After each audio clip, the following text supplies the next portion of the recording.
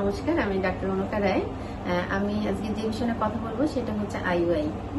এখন আমি বলবো যে অনেকে আইইউআই করে কিন্তু ভাবে যে মনে হয় 100% সাকসেস রেট এবং এটা কিন্তু আইভিএফ এর মতো এরকম চিন্তা করে। আসলে মানে যে আইইউআই করার পরে যে সাকসেস রেটটা এটা কিন্তু শুধুমাত্র ডক্টর বা আপনার চিকিৎসা প্রক্রিয়ার উপর ডিপেন্ড করে না। এটা কিন্তু মানে রোগীর অনেক সময় জীবনধারা বা খাদ্যাভ্যাস অনেক কিছুর উপর ডিপেন্ড করে।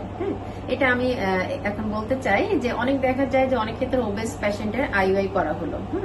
এক্ষেত্রে কিন্তু সাকসেস রেটটা একটু কম থাকে। এই জন্য আইইউআই করার আগে আপনি সঠিক মাত্রায় ওজন থাকতে হবে এবং আইইউআই করার সময় মানে যে আমাদের 2 থেকে 3 বা 4 সপ্তাহের একটা যে সাইকেল থাকে, এই সময় কিন্তু অনেকে খুব বেশি স্ট্রেসফুল কন্ডিশনে থাকে। স্ট্রেস কিন্তু সরাসরি হরমোন এবং ফার্টিলিটির সাথে রিলেটেড। আমাদের ফার্টিলিটি হরমোন গুলো তখন কাজ করে না এবং ওভুলেশন ঠিক মতো হয় না। এক্ষেত্রে দেখা যায় যে আইইউআই সাকসেস রেট কমে যায়। এর জন্য পর্যাপ্ত ঘুম এবং স্ট্রেস ফ্রি থাকতে হবে। এর জন্য হালকা ব্যায়াম এবং মেডিটেশন কিন্তু খুবই ইম্পর্টেন্ট। এবং আদার্স যে থাকে মানে ক্ষতিকর যে আপনার অভ্যাস থাকে, যেমন হচ্ছে ক্যাফেইন, তারপর স্মোকিং, এগুলো অ্যাভয়েড করতে হবে। ঠিক আছে? এবং একটু রিল্যাক্স থাকতে হবে।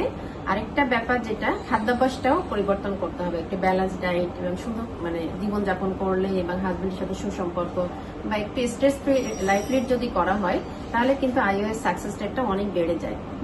আবার দেখা যায় যে আইইউআই আগে মানে সাইকেলের আগে মেল ফিমেল পার্টনারের যে অ্যাসোসিয়েটেড মেডিকেল ডিসঅর্ডার গুলো থাকে এগুলো কিন্তু অবশ্যই কন্ট্রোল করতে হবে।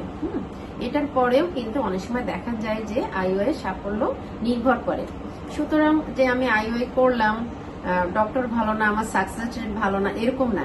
আইইউআই সাকসেস রেট কিন্তু অনেক সময় নিজের পরে ডিপেন্ড করে।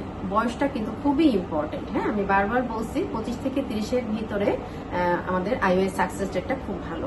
এবং হেলদি স্পার্ম যদি থাকে অনেক সময় যে 50 to 60% কিন্তু হয়ে যায় সাকসেস রেটটা।